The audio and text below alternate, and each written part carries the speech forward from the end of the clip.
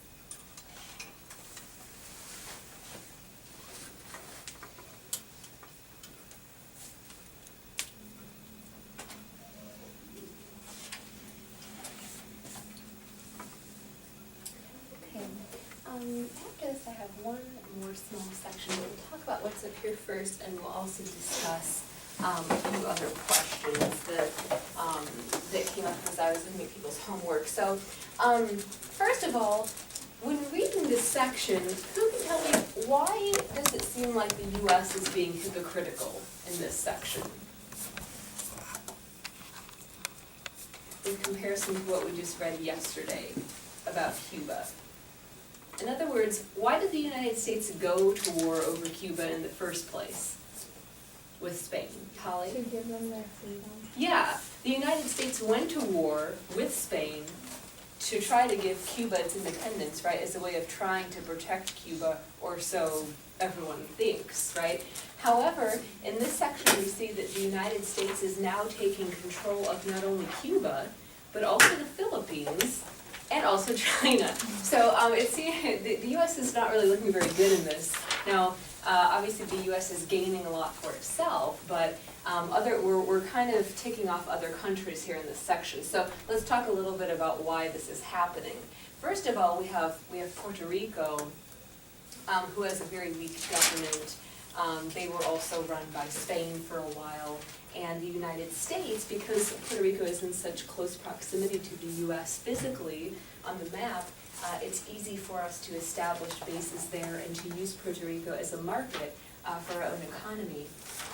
So we passed something called the Foraker Act, and it does two major things. It does not let Puerto Ricans become U.S. citizens, even though they are working within our economical markets, right? They're working for us, they're helping to provide services and goods, we're trading back and forth with them, we're using their land, that kind of thing. It also gives the American president control over the Puerto Rican government. So as the nation that really gets to govern this country, the country is not getting a whole lot more in return. They are getting trade and goods from us, we're giving them some business in that way, but the people aren't getting any rights that they should be getting. So Puerto Rico is upset about this. There's a rebellion there. There's also a rebellion in Cuba. During this time, Cuba becomes what's called a protectorate, and that was one of your terms from the homework. What does it mean when a country or a territory is a protectorate? It means that another country is doing something for it.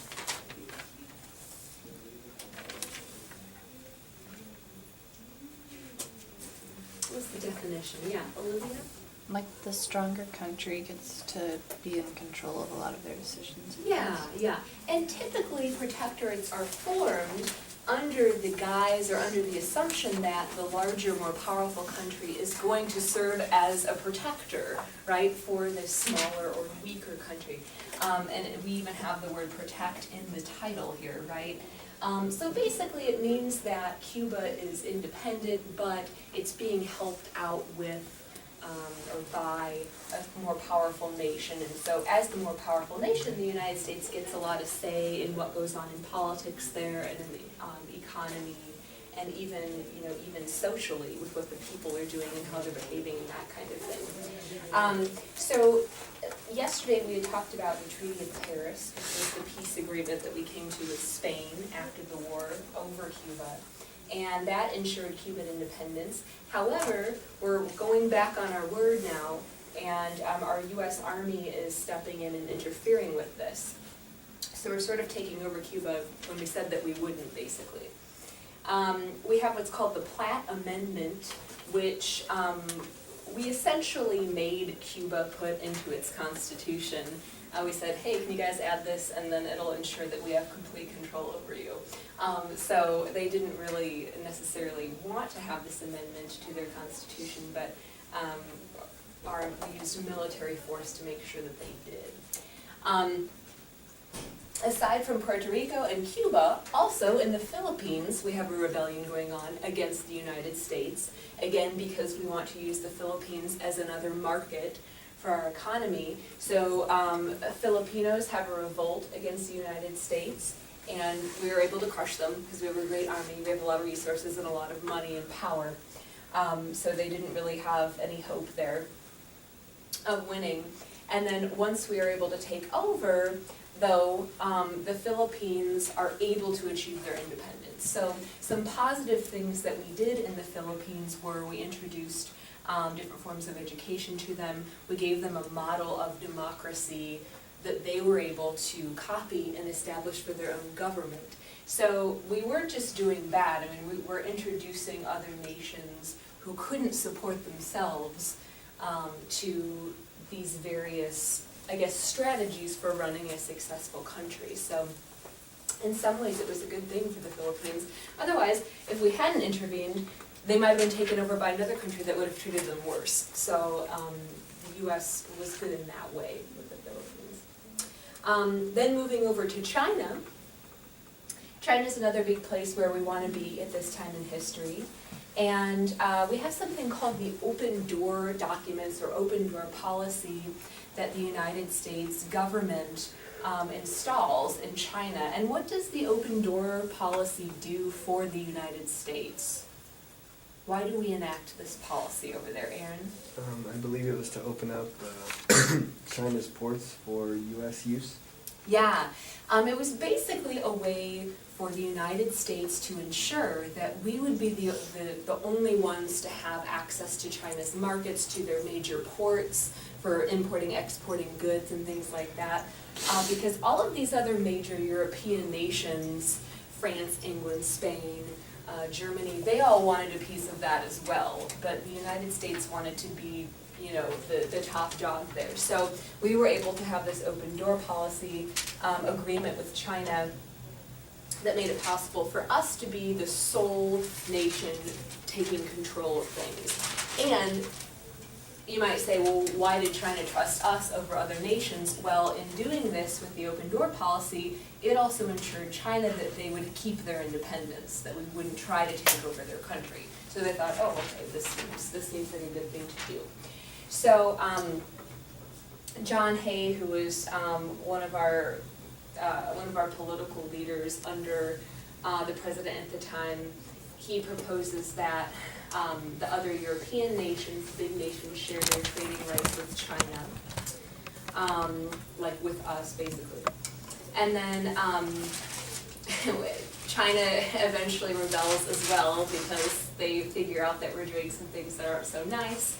And so we squash the rebellion too.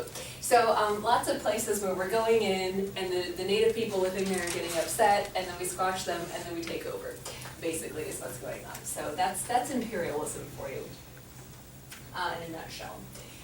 Let's talk about, what does foreign policy mean? This was the term that was used in question 3.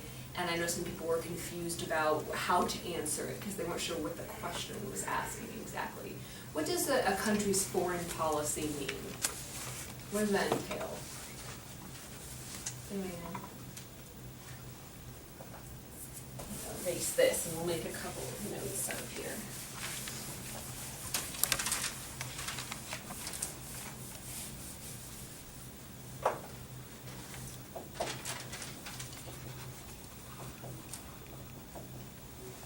Policy is a term that you hear thrown around all the time on the news.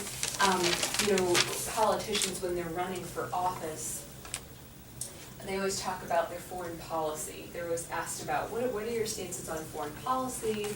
What do you think we should do? Foreign policy is a major political issue, just like education or war or national debt. So what does the word foreign suggest? Olivia? Other countries? Other countries. Okay, so we know it has to do with other countries. And then policy? What's a policy? Regulations, rules, procedures having to do with other countries. So basically, foreign policy is really just the fancy term that means how a country chooses to interact with other countries, basically.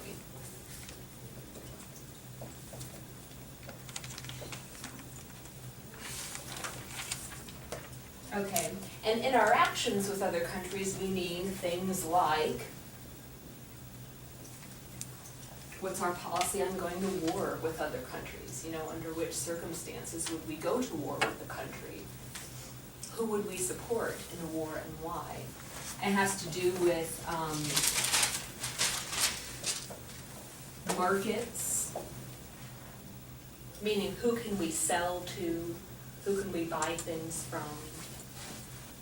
We thought that with China it was really important to establish markets there because they had, like we were talking about the other day, we still buy a lot of stuff from China because they can mass produce things at such a cheap rate that it's so much easier and cheaper for us to buy things from there than it is for us to produce them here at home. And that's actually really good for China. We give them a lot of money. Okay. What else do you think would be involved in interactions with other countries? What other issues do we have to worry about, do you think? Besides wars and markets.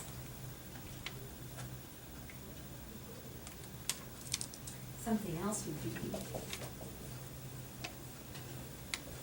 you know, how other countries might influence us about religion and popular culture.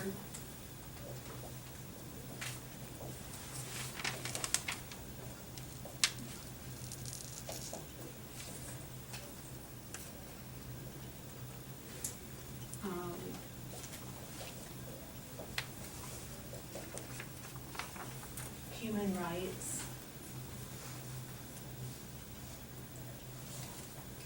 You know, for example, the United States has to decide, you know, if we see that a country or a nation is struggling for a specific reason, maybe it's, you know, the government is performing genocide on the people who live there for a racist reason. We have to decide, well, is it our business and is it in our interest to intervene with this or not? Will we get into trouble if we try to go over and help? Will we end up getting our own people killed? Will we end up bringing over these bad, you know, examples and ideas for our own country? So these are all major things that, you know, we have to decide on, and the president's constantly dealing with issues about foreign policy. Because as we talked about before, if we choose not to interact at all with other countries, then we also can't trade with them, right? We also can't learn from them. We also can't travel, right? So we obviously have to have some sort of relationship with other countries, but the question is what, and how do we keep a good balance of things? So when we're doing all this imperialism travel to establish new markets in various places, we have to kind of learn about this the hard way. We sort of overstep our boundaries in a few places, and that's why we get these rebellions and these little wars happening all over the place. Okay, so specifically to answer number 3 then, number 3 says, how did U.S. foreign policy at the turn of the century during this time affect actions taken by the United States towards China? And it says, think about specifically why the United States wanted access to China's markets. Okay, so let's answer that question first. Why do we want access to China's markets?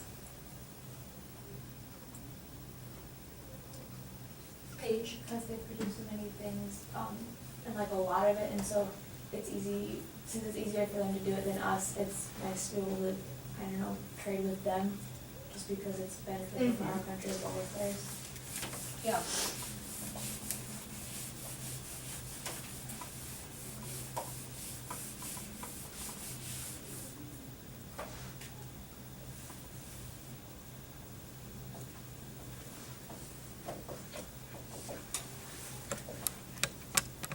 Yeah, so the U.S. establishing markets in China means a couple of different things. First of all, it means that the United States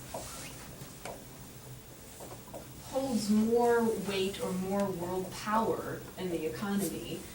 It gives us like a cushion to fall back on. If we have extra markets, you know, even if we find that, you know, our economy within the country is failing maybe, we know that we'll have these foreign markets that we can go to help us out.